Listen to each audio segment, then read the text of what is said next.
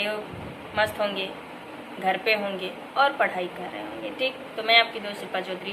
तो आज के इस वीडियो में लेकर आई हूँ बायोलॉजी का जो आपका तीसरा चैप्टर चल रहा है, मानव जनन ह्यूमन रिप्रोडक्शन। ठीक, कुछ टॉपिक्स आपके समाप्त हो गए थे, कुछ टॉपिक आपके बचे थे जो कि आज हम पढ़ने वाले हैं। उसके बाद जैसे कि मैंने नर जनन अंग के बारे में बताई थी, उसके कुछ अंग हो गए थे, बाकी था क्या, सहायक ग्रंथि सहायक नलिका आपका हो गया था। ठीक, तो उसको पढ़ने के बाद हम लोग शुरू करेंगे मादा जनन अंग क्या होते हैं। नर जनन अंग आपका समाप्त हो जाएगा और मादा जनन अंग क्या होते हैं उसके बारे में हम डिटेल में जानेंगे। ठीक, तो चलिए स्टार्ट करते हैं। तो आज हम पढ़ेंगे क्या,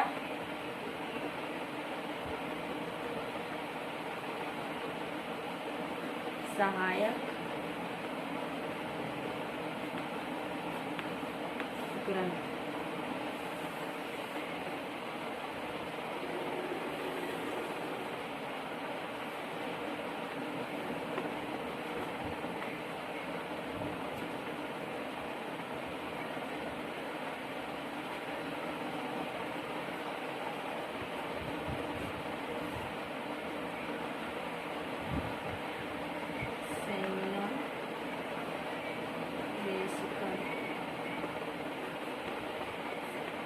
उसके बाद क्या आपका प्रोस्टेट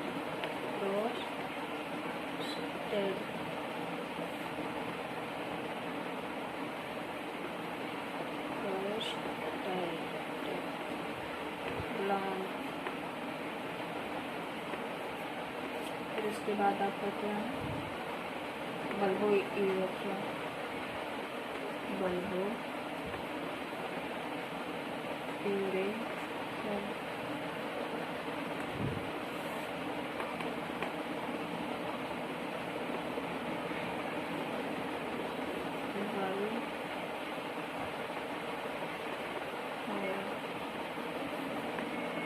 ग्लैंड, ये आपके होते हैं। ठीक, ये तीन चीज आपके होते हैं। सहायक ग्रंथि कितने होते हैं? तीन, शुक्राशय, सेमिनल, वेसिकल, प्रोस्टेट और ग्लैंड और बोलो यूरेथ्रा, उसकी भी इंग्लिश वही होगी। ठीक, तो ये आपकी थी तीन क्या थी, सहायक ग्रंथि थी। ठीक, इतना बात क्लियर। उसके बाद हम देखेंगे कि इनका क्या कार्य, इससे क्या होता है और इससे क्या होता है। ठीक, तो ये जो आपका शुक्राशय होते हैं मेरे बाबू, जो आपके शुक्राशय होते हैं उससे तरल पदार्थ उत्सर्जित होते हैं। तरल पदार्थ का मतलब ज्यादातर कि वीर्य क्या होते हैं, उपस्थित होते हैं, स्रावित होते हैं। ठीक, तो यह शुक्राशय क्या होता है, शुक्राशय जो होता है तरल पदार्थ को क्या करता है, क्या करता है, स्राव मतलब उत्सर्जित करता, मतलब उसमें जो आते हैं तरल पदार्थ में ज्यादातर क्या होते हैं, वीर्य होते हैं। ठीक है, जिसमें क्या उपस्थित होती है, समझ में आ रही है बात। शुक्राशय का कहना का मतलब है कि ये तरल पदार्थ को क्या करता है, उत्सर्जित करता है, यानी उसमें ज्यादातर क्या होते हैं, वीर्य उपस्थित होते हैं। वीर्य में क्या उपस्थित होते हैं, वीर्य में क्या होते हैं, प्रोटीन हुआ, फ्रक्टोज हुआ, ये सब क्या होते हैं, उपस्थित होते हैं। तो चलिए लिख लेते हैं कि शुक्राशय में क्या, फ्रक्टोज,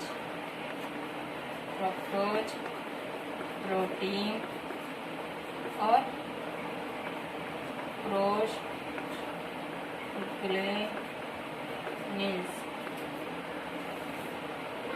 ये तीन चीजें उसमें उपस्थित होते हैं। ज्यादातर क्या हुआ, तरल पदार्थ में वीर्य स्रावित होते, उसमें क्या होते हैं, फ्रक्टोज उपस्थित होते, प्रोटीन होते हैं और प्रोस्टेग्लैंडिन्स होते हैं। ठीक, ये आपका था क्या, शुक्राशय। और प्रोस्टेट का मतलब होता है, प्रोस्टेटेड का मतलब होता है कि ये भी एक तरल पदार्थ का क्या करता है, स्राव करता है। ठीक है, जैसे कि ये जो होता है, ये दुधिया क्षारीय पदार्थ क्या होती है, इसमें उपस्थित जो दुधिया, लिख लें पहले, दुधिया क्षारीय, इसमें भी तरल पदार्थ उपस्थित होते हैं। जैसे कि दुधिया क्षारीय जो पदार्थ होता है वो क्या करता है, वो करता है कि मूत्र मार्ग अम्लीय को निष्प्रभावी कर देता है। कर देती हूँ।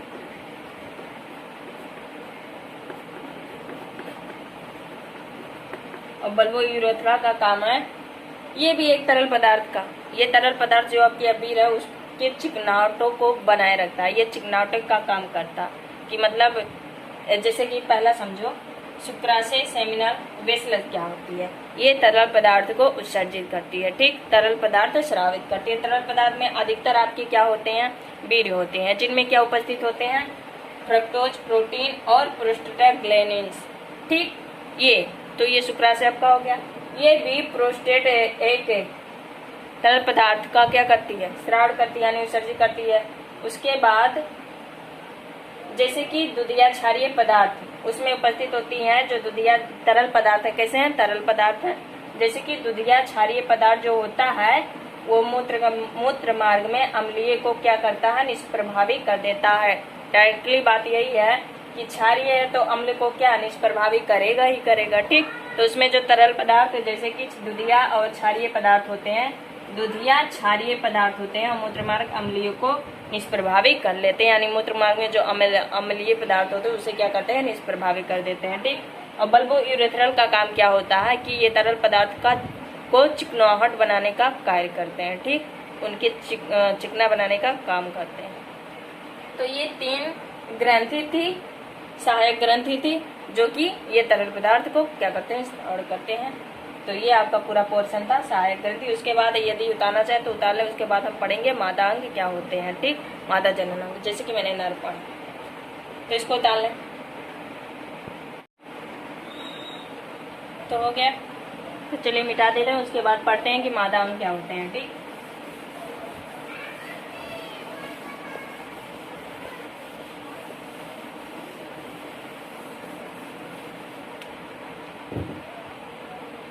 मादा जनन अंग,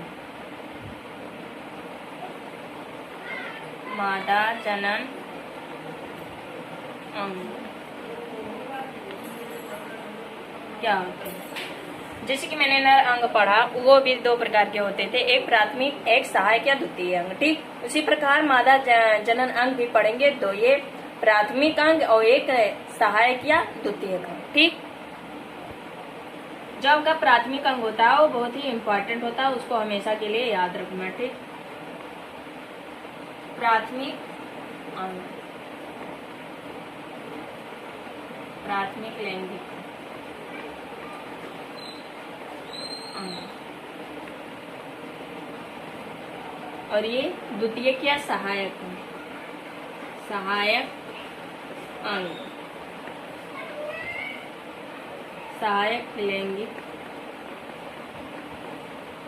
अंग। ठीक, अब सहायक लैंगिक अंग में कौन कौन से अंग आते हैं हम वो जानेंगे, और आपका जो प्राथमिक अंग होता है वो क्या होता है वो जानेंगे। ठीक, तो आपका जो प्राथमिक अंग होगा वो होगा अंडाशय। क्या होगा, अंडाशय, यानी ओवरी। ठीक, ये आपका था प्राथमिक अंग, जिसमें क्या होते हैं मेरे बाबू, उसमें होते हैं कि जो मादा अंग यानी मादा युग्मक होते हैं कहाँ उपस्थित होते हैं, अंडाशय में उपस्थित होते हैं। लेकिन नर युग्मक कहाँ उपस्थित होते हैं, भीषण में उपस्थित है। तो भीषण भी प्राथमिक अंग था और अंडाशय भी प्राथमिक अंग है। किसमें क्या है, नर भाग में प्राथमिक अंग पूछा जाता है क्या होते हैं, भीषण होते हैं, जिसमें नर युग्मक उपस्थित होते हैं। उसके बाद मादा जनन अंग में पूछा जाता है कि प्राथमिक लैंगिक जनन अंग कौन से होते हैं, अंडाशय, जिसमें क्या होते हैं, मादा युग्मक उपस्थित होते हैं। तो इसको, ये इम्पोर्टेंट है, इसको याद रखना। ठीक, अब इसकी सहायक में, इसकी सहायता जनन करने में इसकी सहायता कौन कौन से अंग करते हैं वो हम जानेंगे कि कौन कौन से होते हैं। तो सबसे पहले हम जानेंगे, यहाँ छोटा पड़ जाएगा,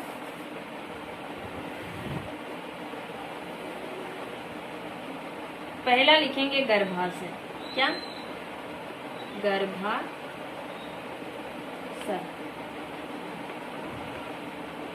आउटर्स। दूसरा आपका होगा एक जोड़ी अंडवाहिनी, अंडवाहिनी।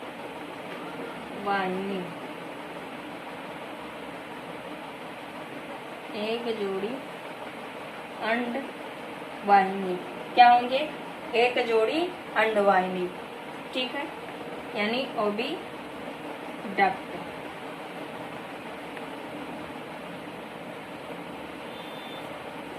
एक जोड़ी अंडवाहिनी और एक जोड़ी गर्भाशय गिरवा।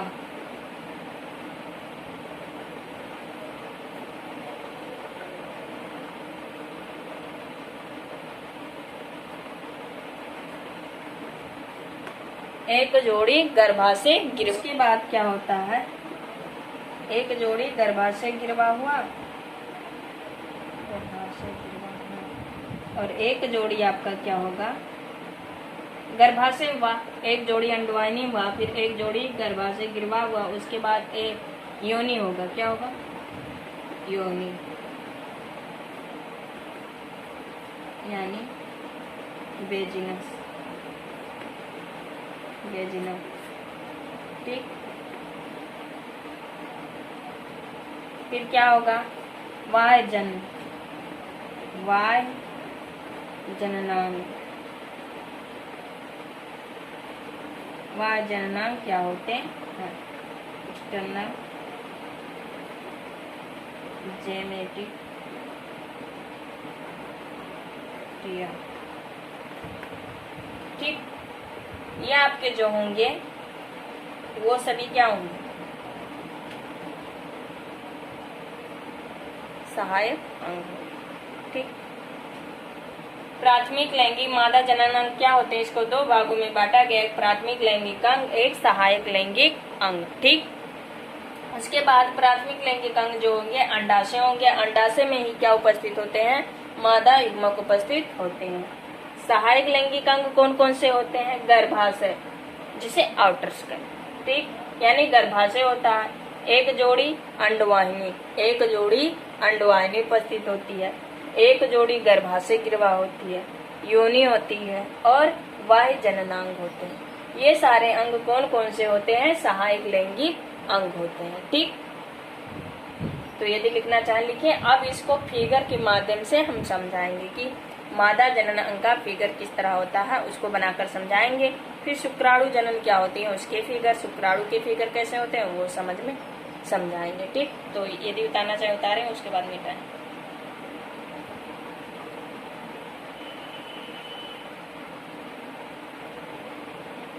हो गया? तो ये सारा अंग किसका था? मादा अंग का, ठीक। पहले अंगों के बारे में जानना जरूरी है, उसके बाद आगे हम पढ़ेंगे कि शुक्राणु जनन क्या होते हैं और अंडाणु जनन क्या होते हैं। तब तक हमें अंग नहीं पता होगा, तब तक हम कुछ नहीं कर सकते, ठीक। चलिए फिगर बनाते हैं।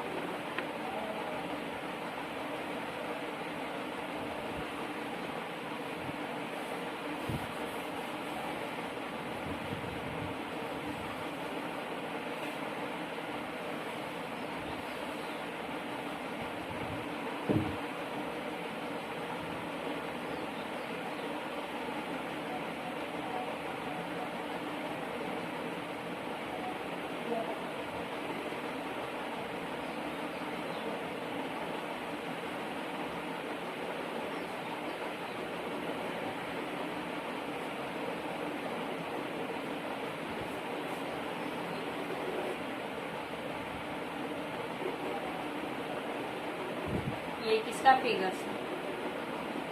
मादा जनन अंग का फिगर। जैसे कि मैंने भीषण बनाकर दिखाई, वो नर का था, ये मादा का था।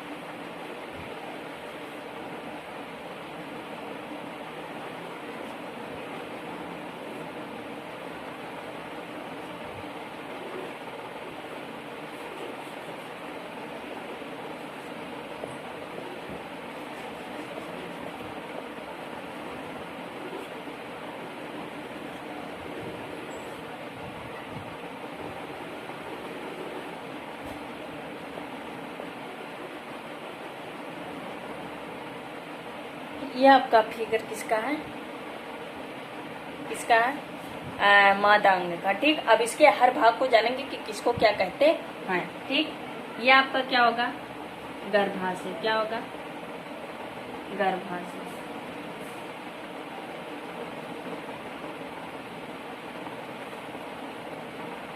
यानी ओवरी। ठीक, अभी ये जो बीच वाला ये वाला दिख रहा है, इसको क्या बोलेंगे? अंडवाहिनी। क्या बोलेंगे? अंडवाहिनी। अंड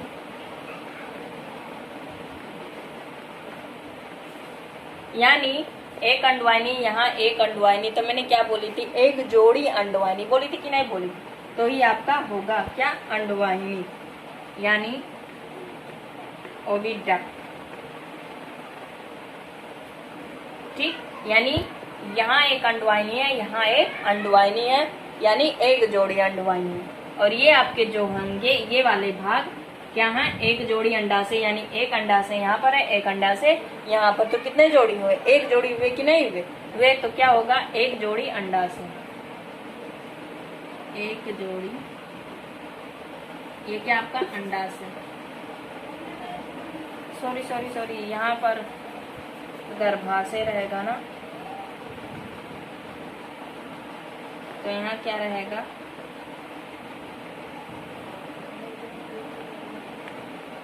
आउटर्स रहेगा, यहाँ ओवरी रहेगा, अंडाशय में, यानी ओवरी। ठीक, ये पोर्शन आपका। और उसके बाद देखेंगे कि ये तीन भाग हो गए। पहले मैंने बात बताई थी गर्भाशय, फिर एक जोड़ी अंडवाहिनी, फिर एक जोड़ी अंडाशय, फिर एक जोड़ी क्या? गर्भाशय गिरवा। ये जो बगल में आपके दिख नहीं रहे हैं ये वाला, ये क्या होते हैं? गर्भाशय गिरवा होते हैं।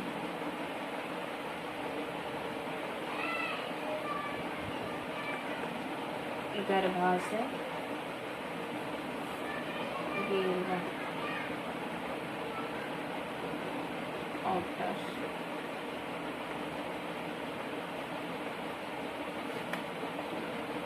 ये होते हैं, ठीक। उसके बाद ये हो गया। अब क्या नीचे आया? योनि। क्या? योनि। ये वाला भाग क्या है? योनि।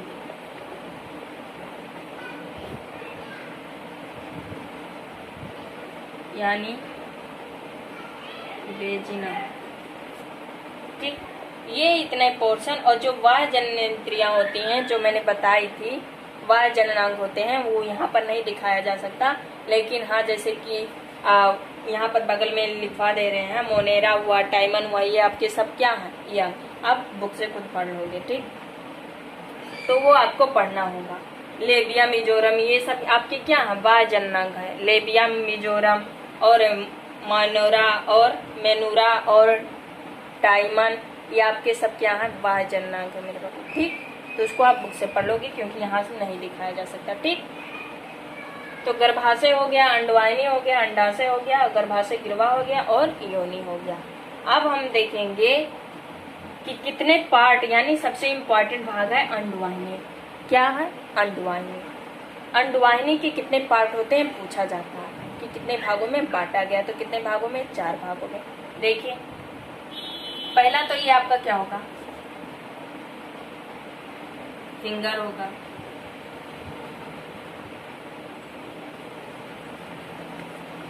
ये आपका क्या होगा? एम्पुला होगा।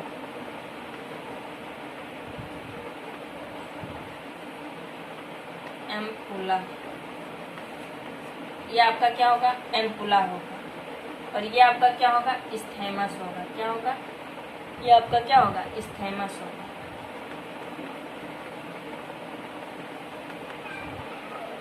ठीक।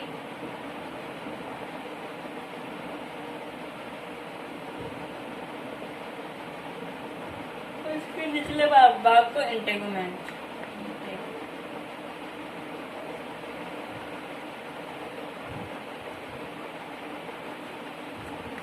कहते हैं, ठीक। यानी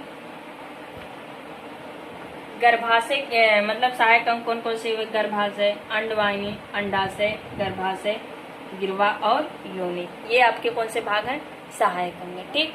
उसके बाद मैंने पढ़ा कि इस अंडवाहिनी को कितने भागों में बांटा गया है? 4 भागों में। स्थैमस, एम्पुला, इंटेगुमेंट और फिंगर्स, ठीक।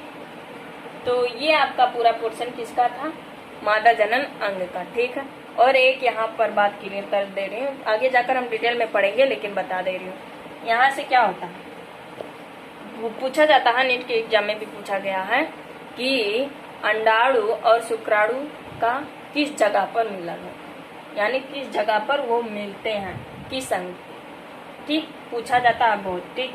तो यहाँ से क्या होता है, शुक्राणु पहुँचते पहुँचते पहुँचते पहुँचते पहुँचते यहाँ पहुँचे, कहाँ? अंडवाहिनी के स्थैमस। कहाँ? इधर बनाए स्थैमस। और यहाँ से अंडाशय से जब अंडाणु बाहर निकलेगा, परिपक्व होगा, तो वो बाहर निकलकर इस के माध्यम से ये क्या होगी? फिंगर इनको पकड़ेंगी, इधर ढकेलेंगी, टेगुमेंट इधर ढकेलेगा, एम्पुला इधर ढकेलेगा और पहुंच जाएगा अंडाणु कहाँ? स्थैमस पर। और शुक्राणु यहाँ से प्रवेश करते हैं, यहाँ पहुंच जाएगा। तो पूछा जाता है, तो आप कह सकते हो कि जहाँ अंडाणु और शुक्राणु मिलते हैं उन्हें क्या बोला जाता है? उस स्थान को क्या बोला जाता है? उस स्थान को क्या बोला जाता है? पूछी जाती है।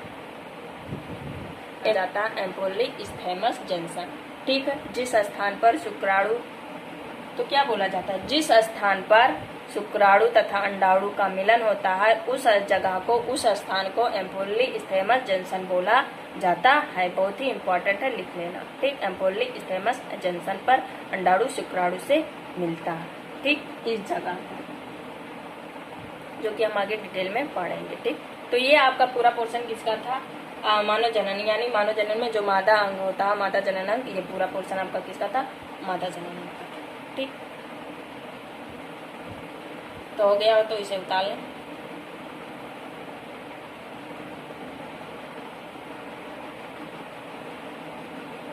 उसके बाद हम पढ़ेंगे कि शुक्राणु जनन क्या होते हैं। ठीक,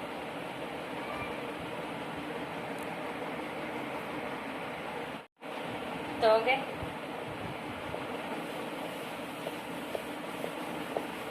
अब पढ़ेंगे हम युग्मकों का जनन। ठीक, अब आपका नर अंग भी हो गया और मादा अंग भी हो गया। अब पढ़ेंगे युग्मक जनन। क्या? युग्मक जनन। युग्मक जनन किसे कहते हैं? युग्मकों के निर्माण को युग्मक जनन कहते हैं। यानी जहाँ जनन निर्माण का शब्द आ जाए वहाँ जान लेना कि जनन होगा। ठीक, युग्मक जनन, युग्मकों के निर्माण को ही युग्मक जनन बोला जाता है। शुक्राणु जनन, शुक्राणु के निर्माण को ही शुक्राणु जनन बोला। अंडाणु जनन, अंडाणु के निर्माण को अंडाणु जनन बोलते हैं। ठीक, तो जहाँ जनन शब्द आए वहाँ क्या होगा? निर्माण जरूर होगा। ठीक, निर्माण ही जनन।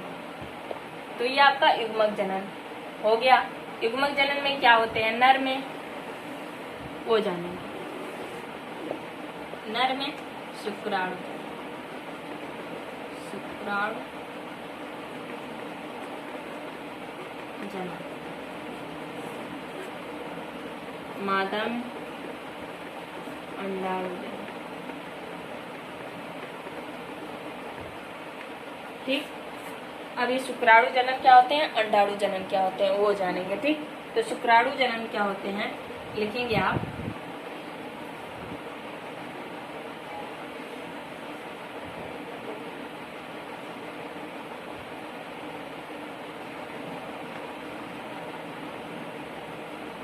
नर के भीषण अंग में शुक्राणु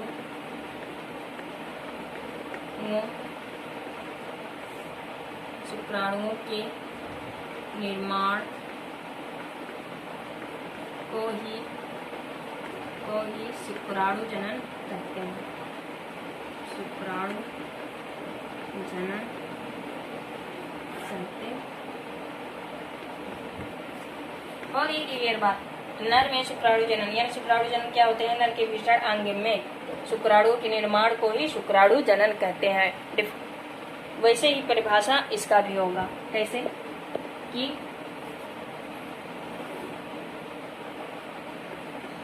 मादा के अंडाशय में अंडाणुओं के निर्माण को मादा के अंडाशय में अंडाणुओं के निर्माण को अंडाणु जनन कहते हैं।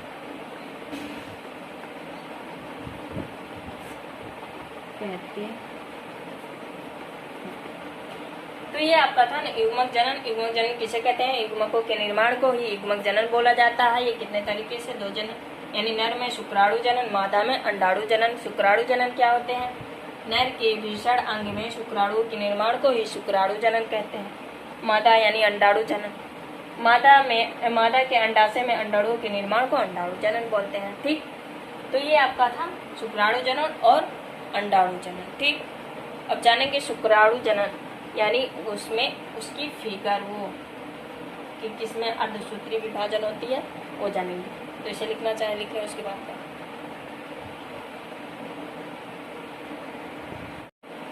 तो हो गया। तो शुक्राणु जनन भी हो गया। शुक्राणु जनन का वो देखेंगे कि शुक्राणु जनन कोशिका में कौन सी विभाजन होती है। ठीक, शुक्राणु जनन, शुक्राणु जनन में जो शुक्राणु जनन में शुक्रजन कोशिका होती है, शुक्रजन कोशिका। जो शुक्राणु जनन में शुक्रजन कोशिका होती हैं उसमें समसूत्री विभाजन होती है। कैसी? ये कैसी होती हैं? द्विगुणित होती हैं। ठीक, क्या होगा? समसूत्री विभाजन होगा। समसूत्री विभाजन। बात समझ में आ रही है? कि शुक्रजन कोशिका, इसके पहले वाले जब हम पढ़ी थी तो नलिका, एक शुक्रजन नलिका होती, उसको जब काटी थी तो एक सट्रोली कोशिका, एक शुक्रजन कोशिका मिली थी कि नहीं मिली थी? मिली थी, याद रखना। उसी में नरयुग्मक उपस्थित होते हैं। ठीक, तो शुक्रजन कोशिका में समसूत्री विभाजन होने के कारण, ठीक, वो क्या? प्राथमिक समसूत्री विभाजन होता है और प्राथमिक शुक्रजन कोशिका का निर्माण होता है। शुक्रजन कोशिका का निर्माण होता है। ठीक, फिर इसमें क्या होती है? अर्धसूत्री विभाजन। क्या होती है? अर्धसूत्री, जो आधी आधी युग्मकों में बढ़ जाती है। यहाँ ठीक, अर्धसूत्री फर्स्ट विभाजन होती है। फर्स्ट अर्धसूत्री विभाजन होती है। ठीक, अर्धसूत्री विभाजन फर्स्ट।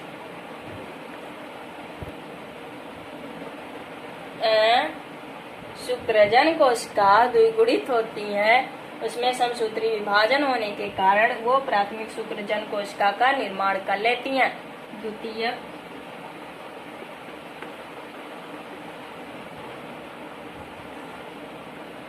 शुक्रजन कोशिका का निर्माण करती है। ठीक, अर्धसूत्री फर्स्ट विभाजन होता है तो द्वितीयक शुक्रजन कोशिका का निर्माण होता है। फिर जब क्या होती है?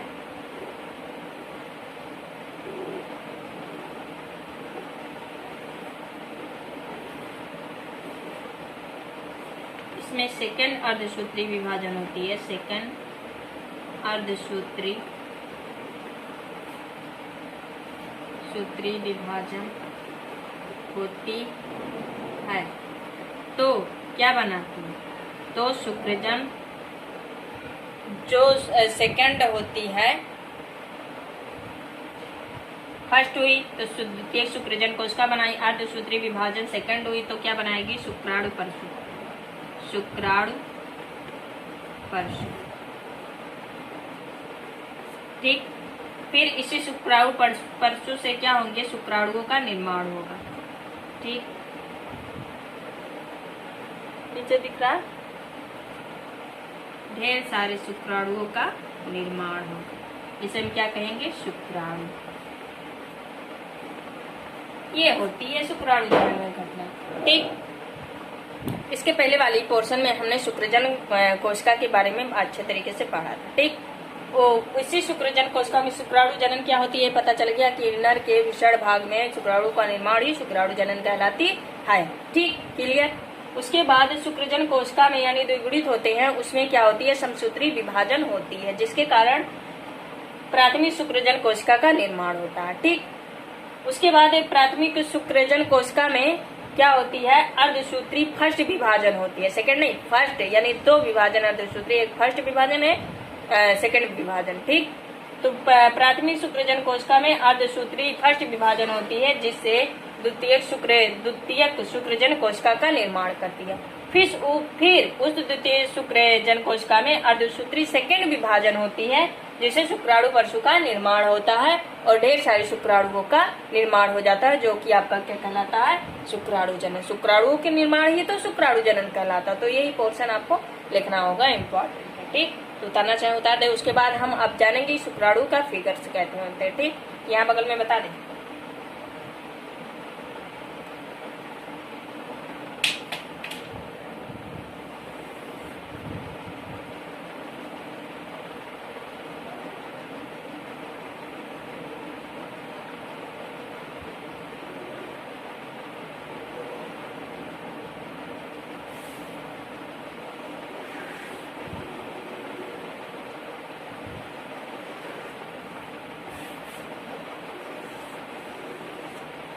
ठीक, ये आपका क्या होता है? सिर होता है। किसका? शुक्राणु का। ये मध्य भाग होता है। ठीक, और ये आपका क्या होता है, पूछो, जो तैरने में काम आता है। और ये जो टोपी की ना, जो टोपी का नुमा होती नहीं है नुकीला सा, उसे क्या कहते हैं, एक्रोसोम। एक्रोसोम। इसके मिडिल में क्या पाई जाती है, केंद्रक। और ये आपका जो होगा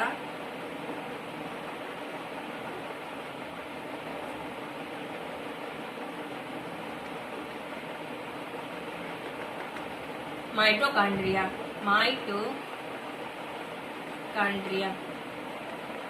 माइटोकॉन्ड्रिया, ठीक। और ये आपका पूंछ, ये आप किसका फिगर था, शुक्राणु का था, ठीक। ये पूरा फिगर शुक्राणु किसका था, शुक्राणु का इम्पोर्टेंट है, पूछी जाती है। शुक्राणु का जो ऊपरा भाग होता है नुकीला सा, उसको क्या कहते हैं, एक्रोसोम। और उसके मिडिल भाग में सबसे पहले तो जाने इसके कितने भाग है, 3। एक सिर, ये वाला भाग सिर कहलाता है, ये बीच वाला भाग मध्य होता है, ये पूरा पूंछ होता है, ठीक। फिर ये सिर में क्या होते हैं, एक्रोसोम, जो ऊपरी वाली भाग होती है एक्रोसोम होती है।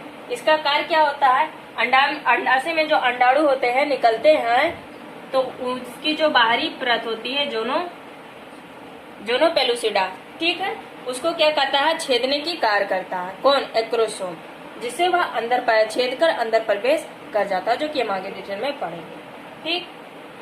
तो जोनो पेलुसिडा का क्या करता है, एक्रोसोम छेदने का कार्य करता है। और इसके मध्य भाग को क्या कहते हैं, केंद्रक कहते हैं। क्या कहते हैं, केंद्रक कहते हैं। उसका जो मध्य भाग होता है वो आपका केंद्रक होता है। और बीच वाला भाग माइटोकॉन्ड्रिया। माइटोकॉन्ड्रिया का कार्य क्या होता है, माइटोकॉन्ड्रिया का कार्य होता है कि पोषण प्रदान करना। इस शुक्राणु को क्या करता है, ऊर्जा देता है, कौन, माइटोकॉन्ड्रिया। और ये पूंछ आपका क्या होता है, तैरने में सहायक होती है, ठीक। पूंछ का कार्य क्या होता है, तैरने में सहायक होती है। तो इतनी बात क्लियर कि एक्रोसोम का कार्य जो होता है, अंडाणु के जो बाहरी परत को होती है जोनो पेलुसिडा का, उसे क्या करता है, छेदने का कार्य करता है। और आपका जो माइटोकॉन्ड्रिया होता है वह उसे ऊर्जा प्रदान करता है, ठीक। और पूंछ क्या होती है, तैरने का कार्य करता है। तो ये पूरा फिगर आपका किसका था, शुक्राणु का, ठीक। तो आई होप आशा करती हूँ आपको समझ में आ गया होगा। तो यदि आ गया तो प्लीज इसको लिख लीजिए। तो आज के वीडियो में इतना ही, लिख लें पहले तो आज के वीडियो में इतना ही। और अगले वीडियो में हम मिलेंगे कि अंडाणु जनन कैसे होती है, उसके मादा भाग में अंडाणु जनन कैसे होती है, जो कि बहुत इंपॉर्टेंट है। आगे हम डिटेल में फिगर बनाकर समझेंगे, ठीक। तो आज इतना ही। अंडाणु जनन सिर्फ बचा, ठीक। उसको अच्छे तरीके से कल अगले वाले वीडियो में समझेंगे, ठीक। तो यदि आज जितना पढ़ाया गया हो, आशा करती हूँ आपको समझ में आ गया हो। तो यदि आ गया हो तो प्लीज़ वीडियो को लाइक शेयर सब्सक्राइब जरूर करिएगा, ठीक। तो तब तक के लिए आप घर पे रहिए, स्वस्थ रहिए, मस्त रहिए और अच्छे से पढ़ाई करते ही रहिए। क्योंकि वो कहते हैं ना कि मंजिल ना मिले तो मुकद्दर को दोष देते हैं, मंजिल ना मिले तो मुकद्दर को दोष देते हैं, खुद की पढ़ाई पढ़ नहीं सकते, जब एग्जाम में फेल होते हैं तो टीचरों को दोष देते हैं, ठीक। तो आप अच्छे से पढ़ाई करें और आगे बढ़ते रहें। जय हिंद, जय भारत।